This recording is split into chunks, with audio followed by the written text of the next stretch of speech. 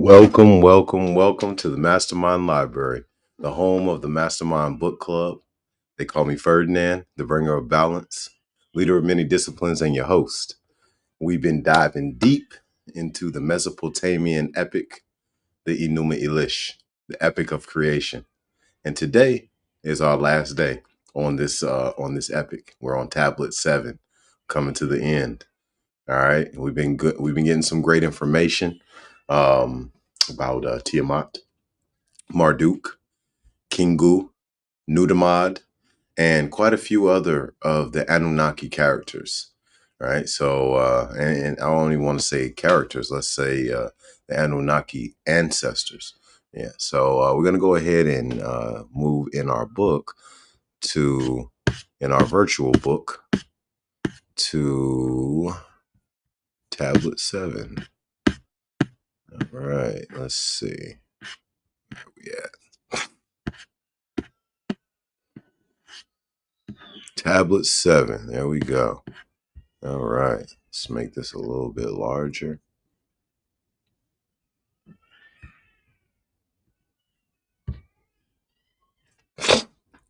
And I'm going to go ahead and get started. All right. Asar, bestower of plowland, who fixes its boundaries, creator of grain and linseed, producer of vegetation. Asar, Alim, whose weighty counsel in the chamber of counsel is most valued. The gods, even those who know no fear, pay heed to him. Asar, Alim, Nuna, the honored one, the light of the Father who begot him, who directs the orders of Anu, Ilil, Ea, and Damkina. He indeed is their provider, who allocates their incomes, whose farmland makes a surplus for the country. He is Tutu, first as creator of their renewal. He shall purify their shrines, that they may stay at rest. He shall invent an incantation, that the gods may be at peace. Even if they should rise up in anger, he shall turn them back. He shall be preeminent in the assembly of the gods, his fathers. None among the gods shall rival him. He is Tutu, second as Zeukina, the inspiration of his people. He who fixed the pure skies for the gods, who set their ways and marked out their stations. May he not be forgotten by teeming humanity. May they uphold his work. Thirdly, they named him Tutu as Ziku, upholder of purification, the god of sweet breath, lord of obedience and consent, producer of riches and abundance, who maintains a surplus, who turns whatever is scant into plenty. Even in the worst hardship, we can smell his sweet breath. May they speak in worship and sing his praises. Fourthly, let the people glorify Tutu as Aguku, Lord of the pure incantation, who revives the dying, who showed mercy even to the captured gods, who removed the yoke imposed upon the gods, his enemies, who created mankind to set them free, the merciful one who has the power to give life. His words shall be firm, they shall never be forgotten. In the mouth of the black-headed people, whom he created with his own hands. Fifthly, let their mouths show forth Tutu as Tuku, whose spell is pure, who uprooted all the wicked with the pure incantation. He is Shazu, aware of the gods' intentions, who can see emotions, who does not allow evildoers to escape him, establisher of the gods' assembly, gratifier of their wishes, who makes the arrogant kneel beneath his wide canopy, director of justice, who plucks out crooked speech, in whose place lies can be distinguished from truth. Secondly, let them worship Shazu as Zizi, silencer of the aggressor, expeller of deathly silence from the bodies of the gods, his fathers. Thirdly, he is Shazu as Surim, uprooter of all the foe by force of arms, dispelling their plots, scattering them to the winds, extinguishing all the wicked, wherever they may be. May the gods always proclaim the triumph in the assembly. Fourthly, he is Shazu as Sugarim, responsible for the obedience of the gods his fathers, uprooter of the foe, destroyer of the offspring, dispeller of their works, who left no trace of them. Let his name be proclaimed and spoken in the land. Fifthly, let future generations consider Shazu as Zarim. Hey, boo boo, how you doing? Good. It's Zarim, destroyer of all enemies, every one of them arrogant, who brought all the refugee gods into shrines. Let this be established as his name.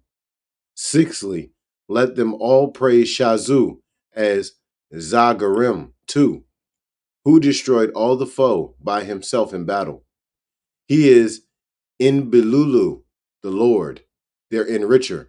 Their deity is mighty, responsible for sacrificial omens, who looks after pasturage and watering places, establishes them for the land, who opens up wells and apportions the waters of abundance. Secondly, let them address Inbilulu as Ibadan, Lord of the countryside, and canal controller of heaven and earth, establisher of the furrow. All right, let's do that. Who maintains pure plowland in the countryside? Who directs ditches and canals and marks out the furrows?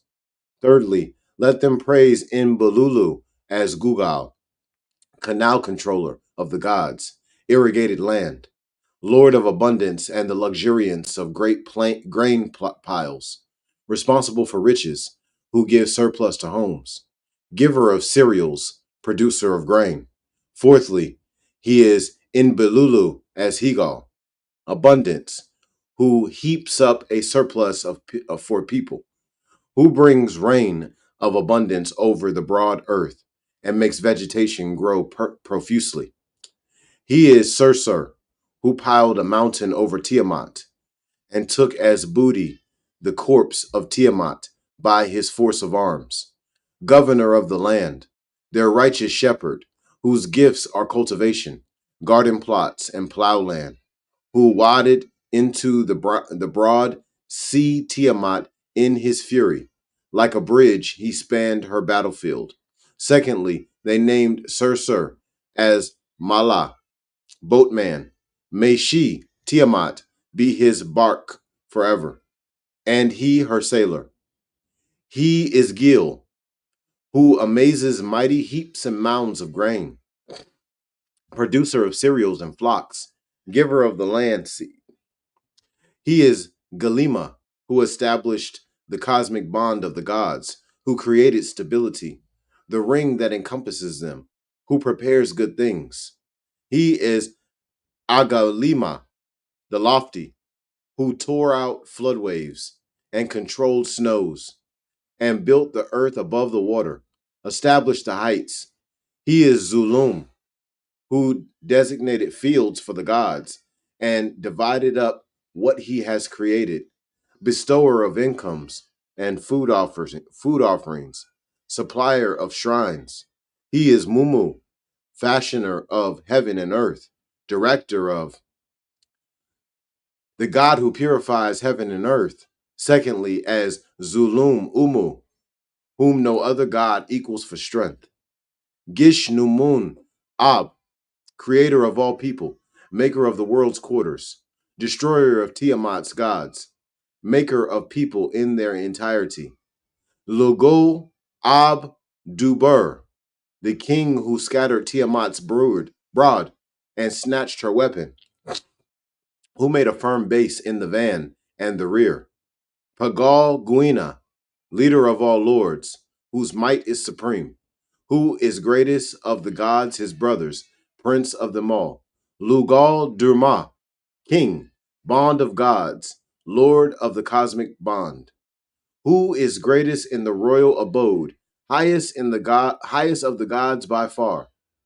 Arununa, counselor of Ea, creator of the gods, his fathers, whom no god equals in his princely way. Dumu Duku, whose pure dwelling is marked out for him on the holy mound. Dumu Duku, without whom rules cannot be decided.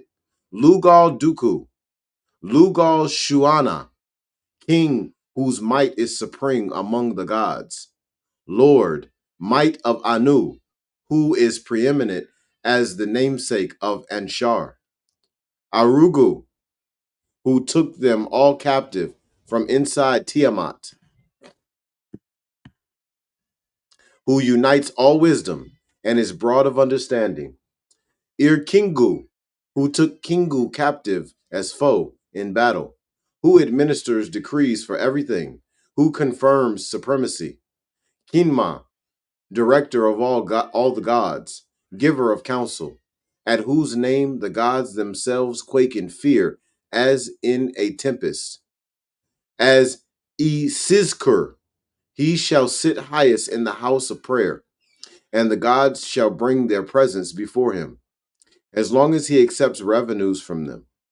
None may perform miracles without him. No other god shall designate the revenues of the black-headed people, his own creation. Without him, nor decisions about their lifetimes.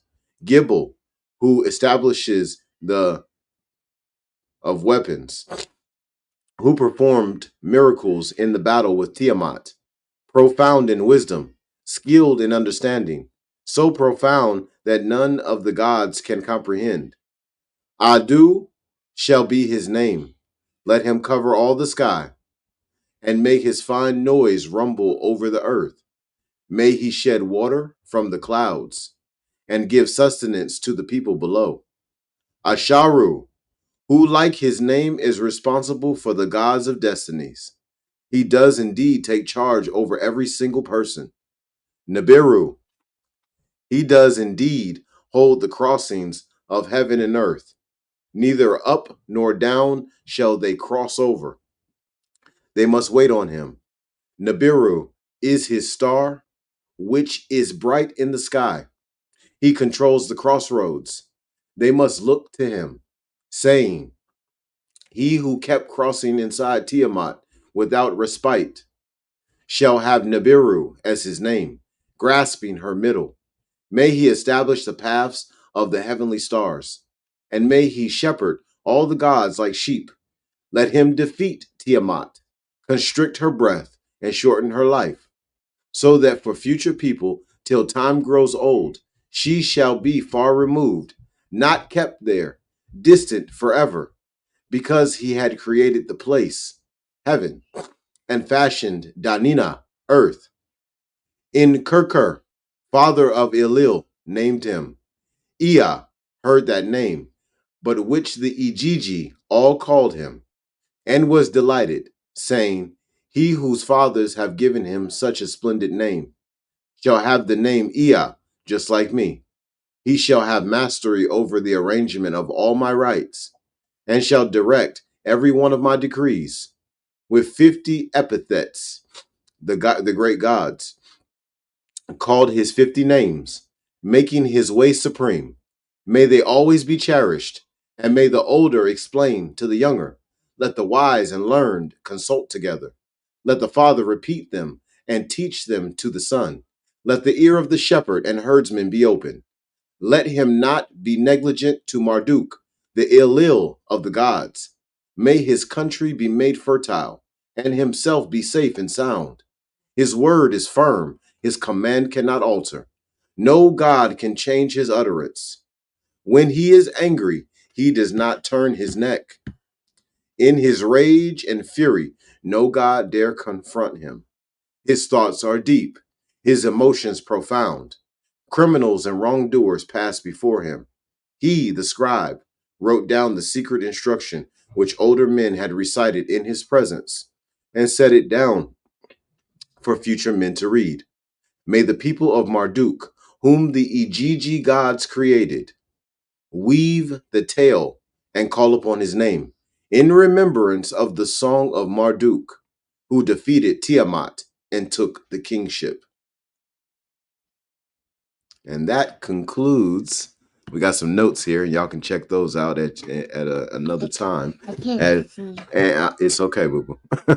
Daddy, hold on. Yes, boo boo. That up there has my last name. Oh no, it has my first name. Well, it actually does have your last name on the ticker, right there. Is that what you're talking about? What's your last name?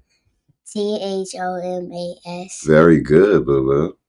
Good job. Your last name is Thomas, okay? And how you spell Thomas is Thomas. You did good. You're gonna have to do a little bit better on washing that face off. I did. Yeah.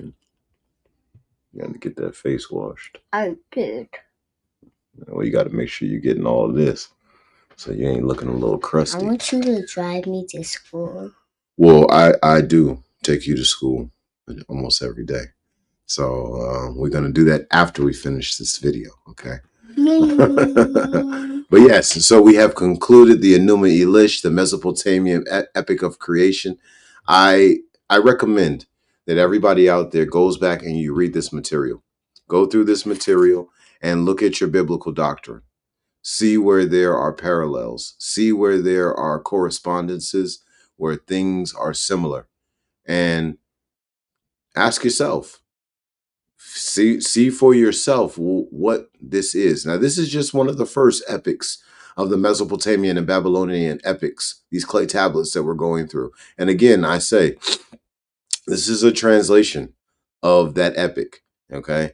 The translation was done by, let's see who the translation was done by. All right, edited and translated with an introduction and notes by Stephanie Daly, right? So we're also going to have to go into who Stephanie Daly is. We're also going to have to go into the credibility of Oxford University Press. And make no mistake about it, I'm using Oxford University Press material in a lot of these books on purpose, because that is what's considered respected in Western academia, as well as a few other university presses and a few other publishing companies, right? But when we look at what is respected, what we also have to do is we have to look at their scholarship. We have to look at their credibility. We have to look at what they were doing around the time that these works were published, right? So this is all part of the journey, right? And we're going to grow together. We're going to do this, right? And this is why we do it, right? This little beautiful little girl right here. This is why we do it. I'm not beautiful. Yes, you are beautiful. Look at me. Yeah, say it. Say, oh, I am beautiful. I am beautiful. Okay. So this is, hold on, I'm talking to the camera right now. This is why we do this. We do this for the next generation, to prepare them for the challenges that they're going to face, that they don't even understand that they're going to face. But us parents and us grandparents, well, I'm not a grandparent yet, but us parents and the grandparents out there and the great grandparents who are still here with us, they understand that the next generation always has some challenges that the generation before didn't truly understand. But there are ways to prepare for those. And the way to achieve that is with self-discipline. It's with understanding the past, understanding the ideological principles that we live by, having the origin of those, and then passing that on to the next generation. And they're not going to understand when we pass it on to them at this age. My baby is 5 years old. She's going to be 6 in October. She wants to be 7 already. But she's not going to understand these principles right now. And that's okay. It's not necessarily for her to understand. It's for us to plant the seed. And when we plant that seed slowly starts to grow, right? As long as we try to make sure that, we keep the proper fertilizer, and we make sure we're watering that seed, making sure that seed gets sunlight, making sure we sing to that seed and we read to that seed. Yeah. So we've got to continue to do that. And that is what's going to strengthen melanation. And each of us have a charge, have a responsibility to do it in our own homes, right? So all you see here is a brother and an idea, and moving forward on that and that idea. And anyone can do this. You don't necessarily got to broadcast the video. so that everybody can see you live. But what you can do is you can read to your children, or you can have your children read to you. And either way, they're getting that information. Might even be more powerful for them to read to you, right? My baby, she over here looking at the screen, reading stuff off the screen, 5 years old. I'm proud of my baby, right? And this is what we need to see. They need these seeds early so that they can grow so those seeds can grow in them over the next 15, 20 years. And then as in early adulthood, we start to see totally different results that our children who are become adults at that point are able to achieve. And they start to not have the same kind of problems that we had as young adults, things that we had to figure out that costed us time and costed us money and energy to fix and deal with. They bypass that they deal with that during their childhood, so this is what we do this for, right? So we've been building in the Enuma Elish from the myths of Mesopotamia, from the clay tablets that give us a lot of information about conversations that we've been having in concerning biblical doctrine, as well as conversations that we've been having about the Anunnaki, about Marduk, Tiamat, Kingu, Nudimmud, Ea, Elil, and many others. All right. Well, tomorrow we dive into another book. It's a surprise. Excuse me. Yes, ma'am. What is that? Oh, that right there is let's see if we can pull that up and read it to you.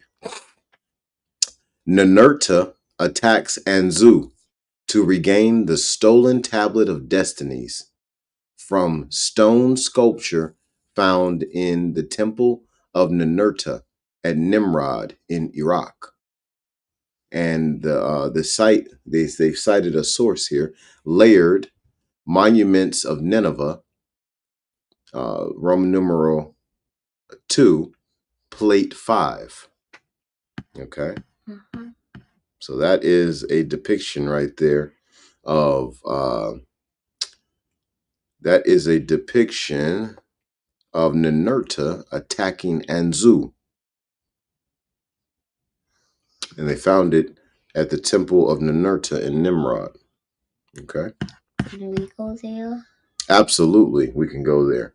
So I've been there before, but yes, I think that it'd be good for you to go. I would like to take you to quite a few places. I'd like to take you to modern day ancient Kemet. I'd like to take you to the Hebrew University of Jerusalem. I'd like to take you to the Vatican archives, and we walk out of there. We definitely need to go back to the Library of Congress. I haven't taken you there, but I've taken your older sister there, to the Library of Congress. We also need to go to Nicaea. We need to go to Istanbul, and we need to go to Morocco, and a few other places. There are some places that you and I definitely need to go. I definitely want to show you the world long before you go out here and take on this world. You need to see it with a guide first, because the world is changing as far as human energy goes, and you need to be prepared for being a beautiful young woman in this world where you could be looked at as a target. Okay. So we're going to figure that out. So did you have anything that you wanted to say to the people before we close out this live? Bye.